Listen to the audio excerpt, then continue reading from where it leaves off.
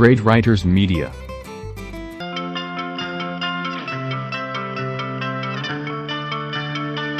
I'm Logan Crawford, and right now on Spotlight, we're speaking with author Joe Smoke, who has written under a pen name a very compelling book. The pen name is Recovery Ryder, and the name of the book is Letters from a Trauma Survivor. She candidly shares a series of poignant letters offering hope and healing to fellow survivors on the path to recovery. We're delighted to have Recovery Ryder join us here today on Spotlight, and we ask the folks at home who are watching to support writers like her by subscribing to our channel. And we'd also like to thank the folks at Great Writers Media for helping us put Joe in the spotlight today. Joe, thanks so much for joining us here on Spotlight. Thank you so much for having me, Logan. I really appreciate this time and opportunity. My pleasure. Great to speak with you. I think this is an important book for sure. Letters from a Trauma Survivor. First of all, let's give the folks at home some background. What are these letters anyway? They're a series of letters that I wrote to various people, various things, various situations, emotions from various traumas I have lived through, just to help express what I have gone through on my quest to find healing for myself, and also be a voice to those who may not think or can have a voice in the midst of trauma.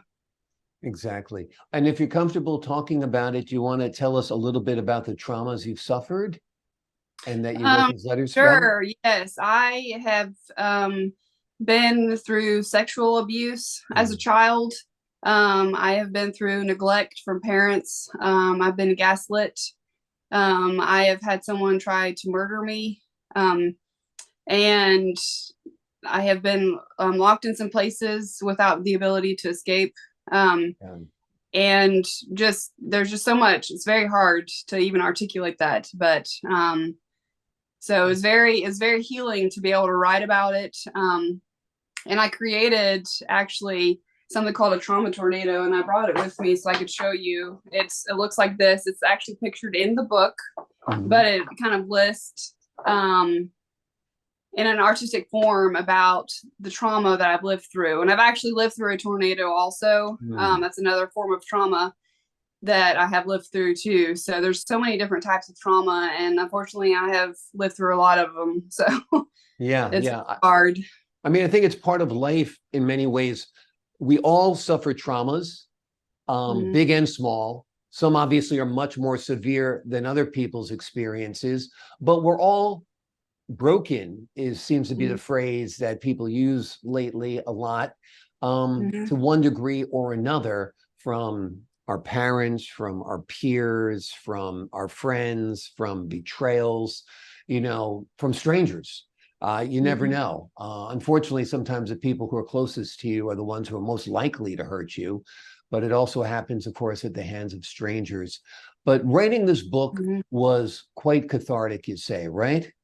For sure, it was. It was hard, but it was very relieving. It just was good to be able to get it out, and then to be able to share it, and to have a voice when I felt sometimes in my life that I haven't been able to have a voice or have my needs met and things like that. It was very good to be able to just, I don't know, put it out there and hopefully help others too in the process. I really enjoy helping others, and I hope that it can benefit others too.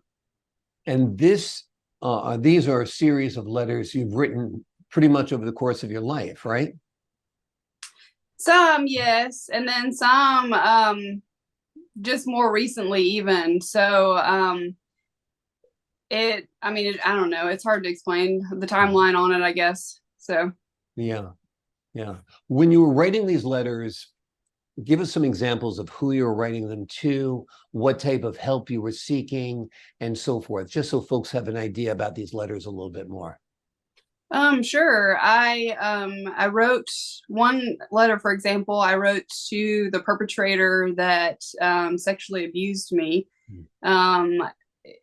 It's an unsent letter, but it was I wrote it to be able to express kind of what he did to me, what he took the innocence from me, This gentleman actually was a serial, he did it to like 40 different kids, about, basically, at least proven. And so he went to prison, and he ended up dying in prison for the crimes he committed.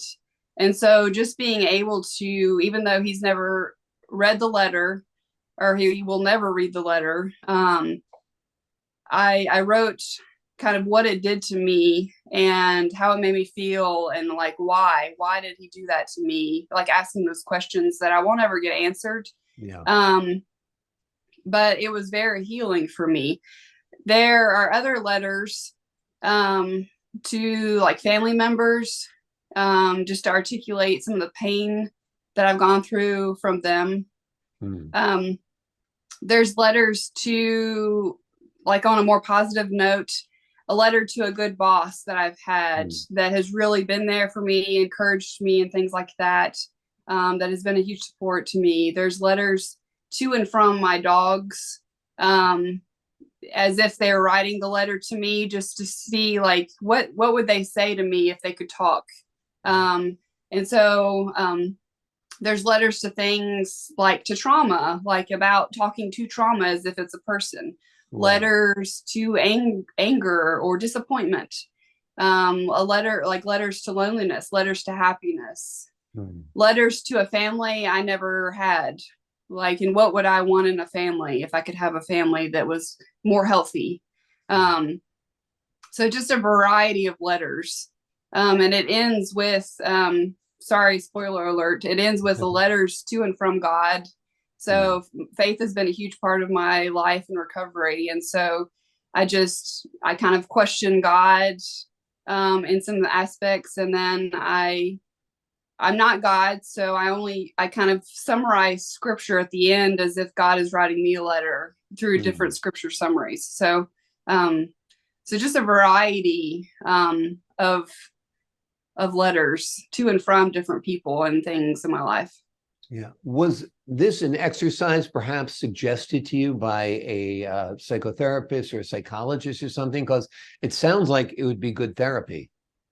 It was suggested through therapy to write letters in different capacities, and then I just went for it and wrote even kind of above and beyond kind of the assignment, so to speak, and then pursued getting it published to just be able to be a voice, to help others communicate that others can do this too. And to kind of educate people that trauma does exist. And this is it's painful, but there is hope too. So some of the letters that you actually sent to the people or to the offenders, was it helpful at all? Did you get any kind of satisfaction out of writing the letter where they apologized or tried to explain their side or made you see things in a different light? Well, most letters are actually unsent. Right. I didn't really I've tried communicating with my family some, and it ended up being where there was not an apology, and there was just more blame on me. And so it was very hard. Yeah. And so they ended up having to be cut fully out of my life. It's pretty disappointing.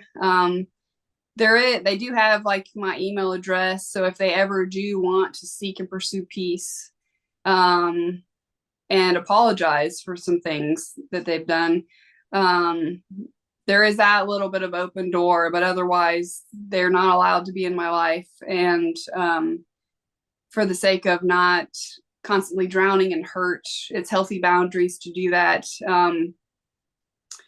And so it was very hard to get to that point, because for the longest time I thought that I was not loving them if I didn't just put up with it. And that's not true. I can still love them, but I don't have to put up with some of the hurt and the abuse and the neglect and things that they have brought onto my life. So it's disappointing and heartbreaking, but it's still, forgiveness can still take place. And I've learned that forgiveness just is healing for me. Even though maybe they don't deserve forgiveness, it still does them no good if I'm eaten up and torn up about it and not trying to move on with it. But having the ability to forgive, which is a process, it doesn't just happen overnight. It's a process that I keep having to do and apply in my life, to be able to keep moving on from it. So it's hard. It is hard. I think it's especially hard and especially complicated when the person who has hurt you is a family member, like a mother or a father or a sibling or a child, because a stranger who hurts you, you can hate them. You know, it's hard and destructive in many ways to hate your mother if she hurts you, or hate your father if he hurts you. So it's very, very complex, because these are people that you really do love with all your heart, and on a level and a connection that is different than any other, yet they hurt you and they can't be part of your life. So, and that hurts. So it's sometimes compounded. It's a terrible situation. Right, for sure. Yeah. It's very hard. It's hard. You know, and because of the stuff that I've lived through, I have struggled with suicidality and things, and have really been at points like fighting for my life. But thankfully, with therapy, with friends, with other supports and things, like I can keep fighting. I can keep moving on. I can keep going day to day, you know? And so it's very challenging. Yeah, absolutely. Do you remember the first letter you wrote when your therapist said to you, why don't you write a letter to that person? You don't have to mail it. But I guess this is a way of like divorcing yourself from your feelings a little bit, or compartmentalizing it. You put it down on paper, and now you stick it in a drawer or publish it in a book, if whatever it is. But you've kind of had your say, which you never had a chance to do. So who was that first letter to? Do you remember? I think it was, I can't actually fully remember, but I think it was an easier hurt, if that makes sense. Yeah, you didn't I want think to it was tackle the kind of big ones right out of the box, right? right. Yeah. I think it was like from like to a person that was in my life that had hurt me, but it was like not a family member and not the perpetrator. It was kind of just a betrayal, like through a friendship type thing. I think that was the first one. But I honestly can't fully remember, because I've written all of them and I can't remember which one it started with. Exactly. Your pen name is interesting, Recovery Ryder. Why did you choose that? I don't know. It just came into my mind and it just sounded like cool. It sounded like it had a ring to it. I wanted to put something recovery related where it kind of inspires that it is possible. Like Ryder, and I spelled it Ryder, just like because it kind of implies that you keep going. I know it's not like spelled like you ride a bicycle, but it kind of implies that, means that. So it's like Recovery Ryder, you kind of keep going in life and moving forward, and it just had a cool ring to it. Yeah, absolutely. Now, writing this book and publishing these letters, you know, there's something very difficult about writing in general when you put it out into the public, because you feel like people will see and know you on a different level, and these were very personal experiences. Did you wrestle with the idea of whether you would publish it or not? What made you decide to publish it? And who were the first people you gave the book to say, hey, take a look at this, what do you think? I did wrestle with it, and I wrestled a lot whether I should give my real name or not, and publish it under my real name or not. And let's see, I gave it to some therapist about it to read, and I let a friend read it also. And then I don't know, if I came up with I think I came up with the idea. Let's see if I can get it published. I don't know. I don't think a friend told me that. I don't remember exactly. I'm sorry, but Sure. And so I just pursued publishing it. And it's just kind of grown into what it is now. It came out at like May 9th. Mm-hmm. And so it's still kind of new. And so this is the first book I've ever published.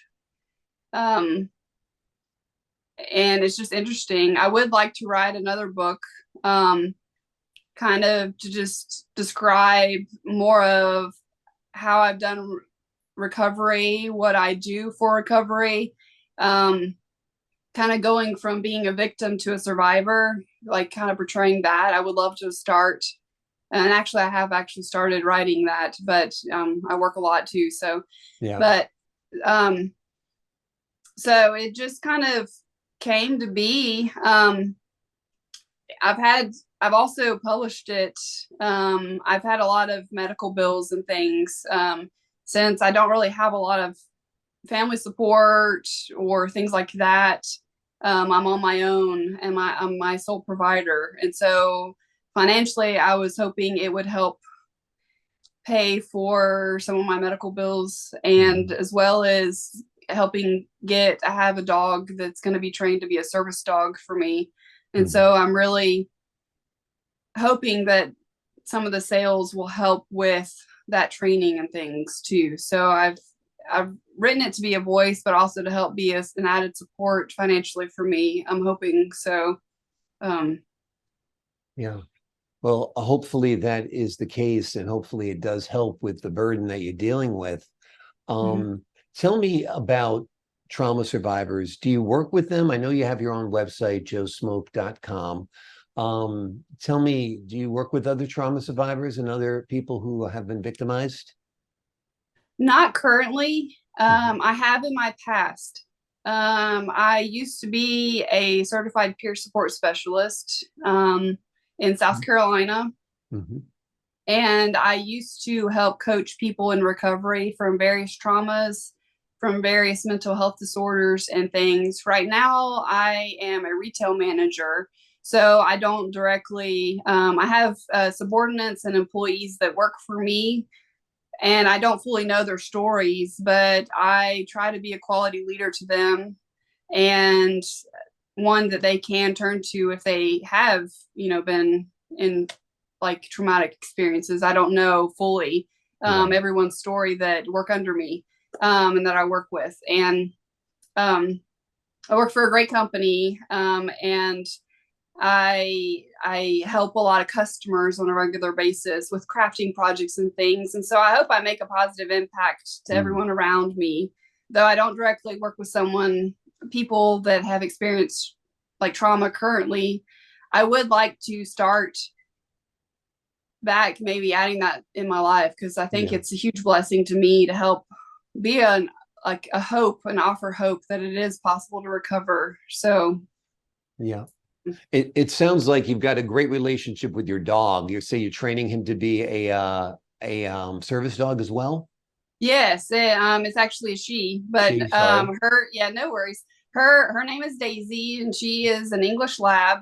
And we are going to be working with an organization called Medical Mutts in Indiana, and they will help me and her be able to be trained so that she can be a support. It takes about 2 years to get her trained fully. And she just turned a year old, July 6th. So she still has about a year to go. She's very smart, very teachable too. I also have 2 other dogs too that aren't going to be service dogs, but dogs are just very healing to me. And they're just a great support to me. Oh, yeah, absolutely. Now, what type of tasks will your service dog help you with? Yes, she will help me if I have nightmares at night. She will help be able to calm me down. She will be able to help me if I have anxiety out in public. She can help me navigate that, leave a situation if she like can tell. She'll be able to smell my anxiety and she'll be able to sense it. She will help me be able to like leave a situation if I needed to leave.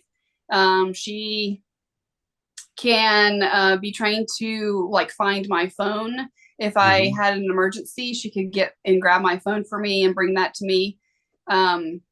She can, if people, like if I'm out in public and people are crowding me, she can stand in between me and other people, so I feel less crowded.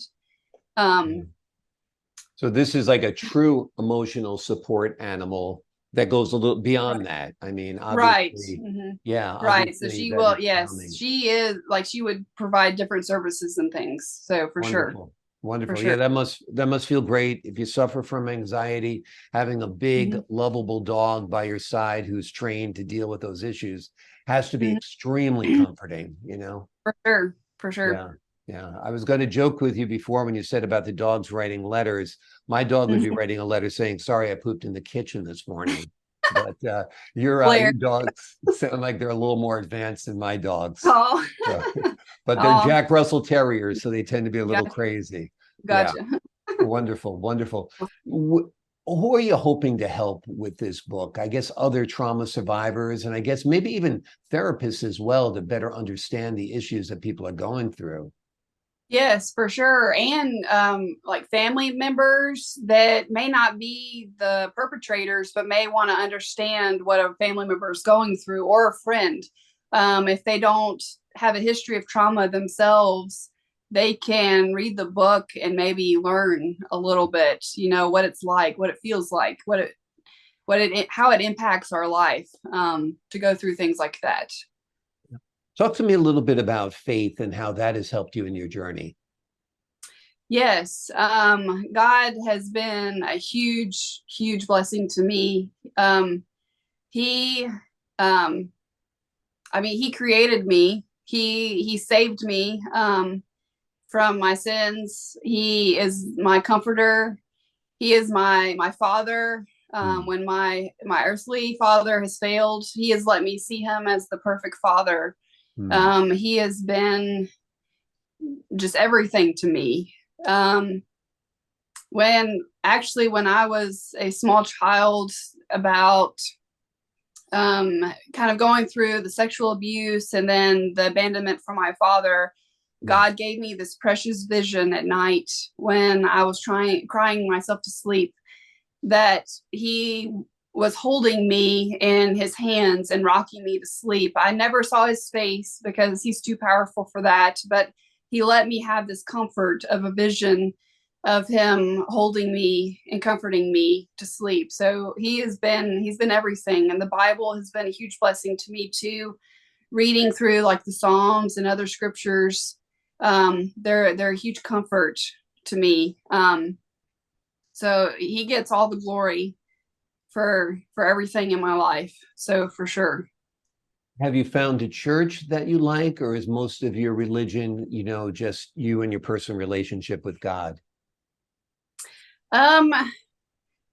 Right now I am not in a church. I've had some church injury, unfortunately, as part of the trauma, and it's very heartbreaking. I would like to be able to go back to church sometime. Right now I'm not in a church, and I don't like that, but I would like to have the support of Daisy, fully trained to be able to go back to church. The church has some very wonderful people, but it also has what the Bible names as Pharisees and Sadducees and things. And so there can be some mean people in church, unfortunately. But there can be some very nice, genuine people. I have been part of churches in my past that have been a huge blessing to me. And I would like to get back to one. I'm just not currently in one right now. So yeah. Absolutely. Churches can be the best of times, or they can be the worst of times. You know, there are great clergymen and clergywomen, and they're awful.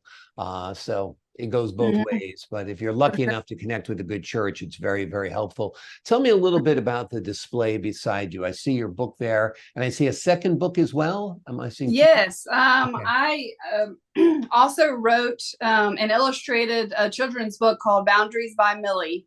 And it is under my real name, Joe Smoke. And it helps teaches kids, it's probably for kids about the age of 3 to 8 is kind of what it's targeted to.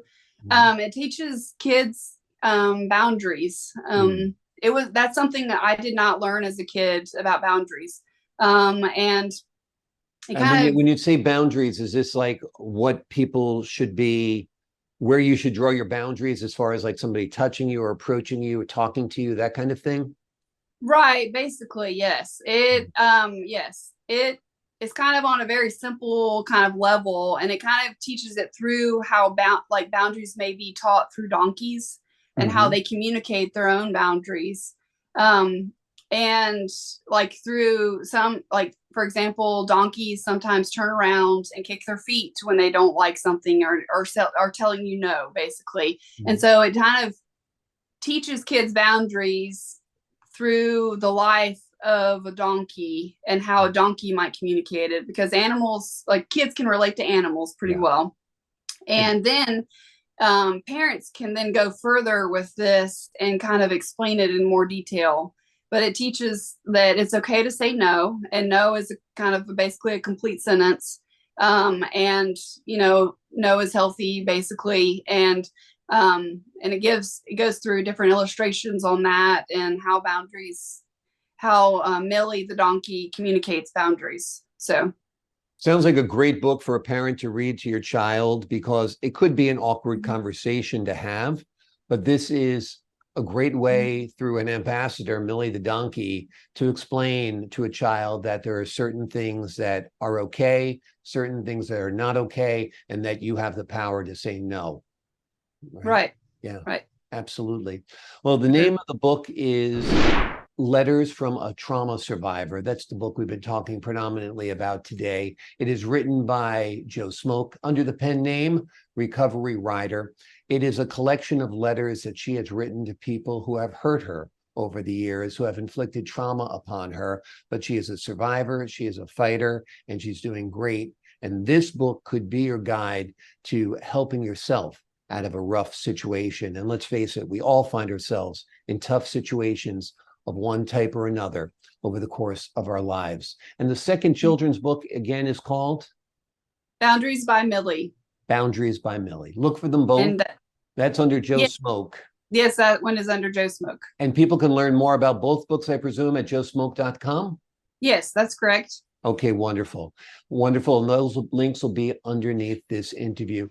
Joe, thank you so much for joining us here today on Spotlight. Thank you so much for having me, Logan. I really appreciate this opportunity. It's been great. I appreciate your time as well and your candor. And to the folks at home, I'm Logan Crawford, thanking you for your time this time. Until next time on Spotlight.